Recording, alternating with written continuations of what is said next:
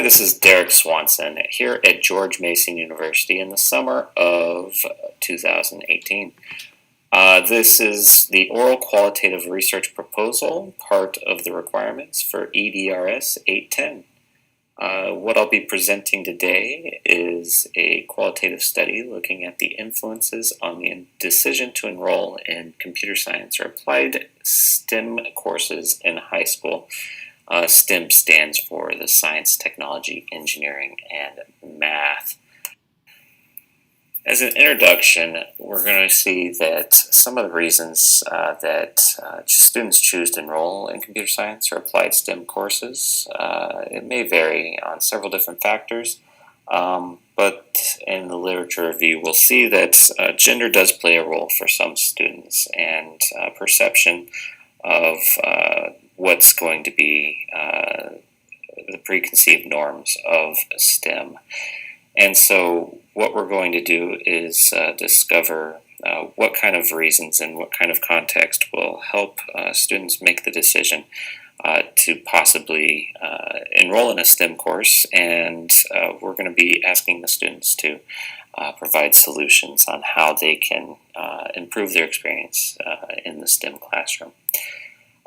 We see from the OECD that there continues to be a divide in computer science and STEM courses, despite interventions in various educational organizations. And really, in the end, the feedback that we receive from these interviews it will allow us to build a program in schools that allows for a greater opportunity for all students. It will promote all genders and create a greater equality in the mix of representation of males and females and other groups. As part of our literature review, we take a look and we see that students make decisions based on their interest in a topic. What they have exposure to previous to enrolling in a class will help guide them in their decision-making process. We see in this next report from Anderson et al. That female students tend to believe that computer science is not interesting. They don't really see themselves as computer scientists. Some of the anxieties that they feel include they don't see themselves as computer scientists. They feel that they won't be successful in the course, and there's just general anxiety around STEM and computer science. The number of students that want to take STEM courses is down, but we see the economy turning such that it needs more STEM graduates of all training levels, from high school graduate with STEM interests through doctoral students in the STEM field. We see that there is a gender representation divide in science, technology, engineering, and math. And we also see that high school learning changes career progressions for students. When students learn STEM topics in computer science in high school, there's greater likelihood that they will continue down the path of STEM as they enter into college and beyond. So we're seeing that there's a real need for students in STEM, and we need to, through our interviews, start to surmise why they're choosing not to, or why they are choosing STEM courses, and see if they can provide their perspective and potential solutions to this. So our purpose is to discover the reasons that choose to enroll in STEM and applied science classes, science, technology, engineering, math, and what their factors include when they make that choice. Discovering the reason within a particular context will help us position intervention. So within a school, we'll be able to see what a sample population has, and we'll be able to take their recommendations and employ them. And in a longitudinal study beyond this, the scope of this study, we may be able to see the effects of those changes recommended. And we hope to gather student solutions to the barriers to their enrollment into these classes, from which we hope to gain insight into solutions. Our research questions, the main one being is what are the factors that play into the decision to enroll or not in high school computer science STEM courses. We're going to ask in the interview for the students to explain what their decision process is. This may include preconceptions or context, which may include family, the number of siblings that the individual has, whether or not the individual is coming from a higher or lower socioeconomic background. It may play an impact. Parental involvement is a factor. It might show to be a factor, and so we'll want to explore that. We'll want to see what barriers, either within the culture of the school, or if there are just preconceptions that we can help to change. And then as we take a look at what the students have to offer for solutions to these barriers, I think that we'll be able to find some solutions, and in a further study beyond the scope of this one, implement some solutions and see how those solutions change enrollment over time. Part of our research design, we will be taking a look at this topic through the guise of narrative inquiry. What we're looking to do is have 2 interviews with 4 students that are enrolled in computer science or STEM courses. We'll have one set of interviews in the fall as they are starting into the coursework, and one in the spring as they come to conclusion. The focus group interviews will take 4 students, so we'll have 2 different groups. A group of 4 students that have not taken computer science or STEM before in the spring prior to registering for the class, and start to see what their perspective is on why they chose to. What we're hoping to do is have a insight into changes over time and see if perceptions have shifted. We'll also have an idea of what perceptions exist and what the decision-making process is. What we'll do is, through our questioning, we should be able to establish a rapport with the interviewee in the questioning on the individual interviews, and then interviews will be lucid scripted and generally open-ended questions that relate back to our overall research question about the barriers of going into a STEM or computer science course. The participants that we will include in here in the first group of the interview group, it will consist of about 4 students, 2 female, 2 males, that are in the 10th grade that are currently enrolled in high school computer science or STEM course that had not previously been enrolled in such a course. When we do our sampling slide, we'll see that we'll continue our purposeful sampling with snowball sampling. Same goes for our focus group interviews.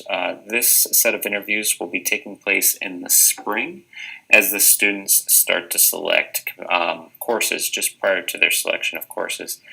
It'll consist of at least 4 students and representative samples of 2 females and 2 males.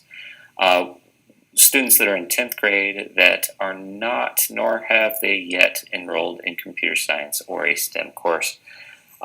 So we're looking at 10th graders. We'll be looking at 2 groups, a group of 4 and a group of 4. It may extend as we get into our sample size increasing tool, which would be the small sampling.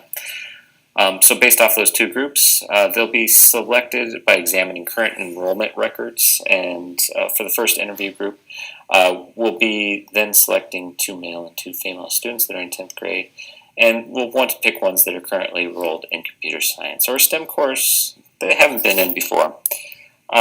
If there's others that take interest in the study that had not previously been enrolled in a course, we will consider them for inclusion in the research. We just want to make sure that we have a representative sample. Again, with the focus group interviews, we will be doing purposeful sampling followed up by snowball sampling. We'll be pulling at least 2 students that are male and 2 students that are female in for a focus group interview. Again, others may be added as long as it's a representative group. Our data sources, we have 3 total data sources here. We will have our student information system. It'll be leveraged to access student data. We'll be able to take a look at transcripts to surmise whether or not the students have been enrolled in a STEM or computer science class in the past, so that we can have samples that are consistent throughout.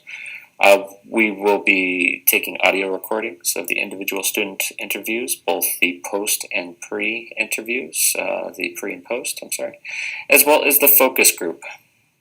There may be notes or other documentation gathered from the researcher while in the interviews.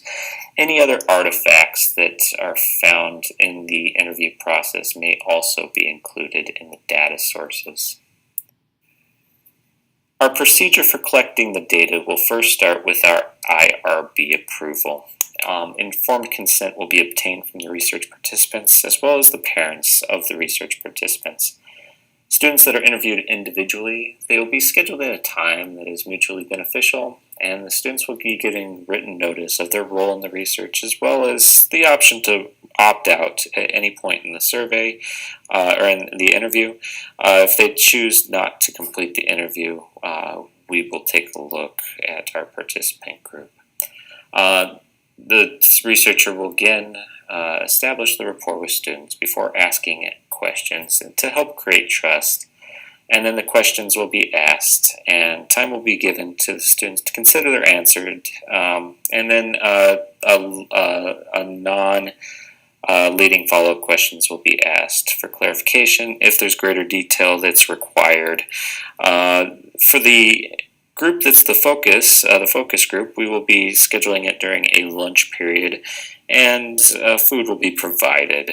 The students will be given written notice of their role in the research and the option of opting out if they so choose. Again, the researcher will be establishing rapport before asking questions. Anybody that is providing details that need further clarification, questions will be asked in a follow-up manner. Okay.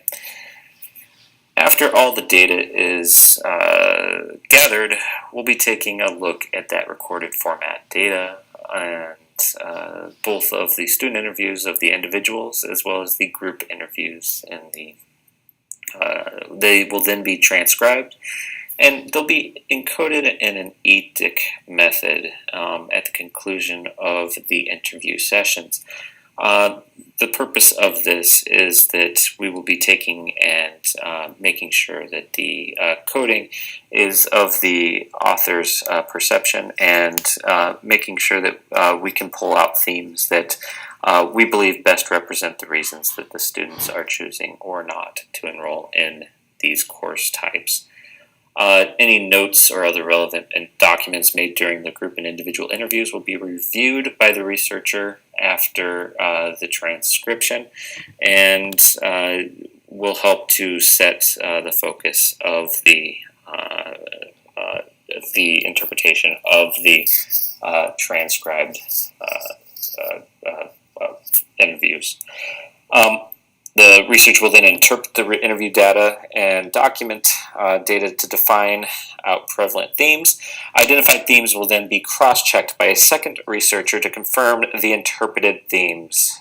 This is to ensure that the data is being interpreted correctly. The analyzed data then will be shared with members of the group at the conclusion of the data collection, after the first interview for the focus group and after the second set of interviews to check for data accuracy. Should there be a question of meaning or interpretation, this will allow for the member checking to take place and for greater data integrity. Ethical considerations, we will of course be seeking out IRB approval. To help ensure anonymity, we will be using pseudonyms in the manuscript of the research. Data gathered will be retained only on local computing devices such that we don't compromise the data through dissemination or any other problems with the data leaking out. We also recognize as researchers that there is a cost of time for these students, and that is consideration that we need to take into the time cost that they are giving up, time that could be otherwise utilized. And once we finish out the research, we will offer for the students to be debriefed on the research such that they have the opportunity to see the results prior to publication, and this will allow them to again have a member check. Some limits to this is that student perception of power differences between the interviewee and themselves may keep from the full data set being provided. They may be anxious or feel that the dynamic is not such that they can provide truthful data or full stories. Small groups allow, an initial small group allows for further research opportunities with other representatives from various groups. So with our initial group, we may be able to extend our study such that larger groups would be allowed, but it does open up the opportunity for further research. Due to the length of this study, we are not able to take a look at students longitudinally to see if there is follow-up on their decisions. However, this again is a limitation, but also an opportunity for further research. For our references, going back to our work, we see that we have the citations APA format. So this is the this is where we take a look, and really this is the end of the qualitative oral presentation for this particular topic, looking at student interests and decision-making processes for enrolling in STEM and computer science courses. Thank you again. It's Derek Swanson. This is for the Educational Research Class 810. Thank you.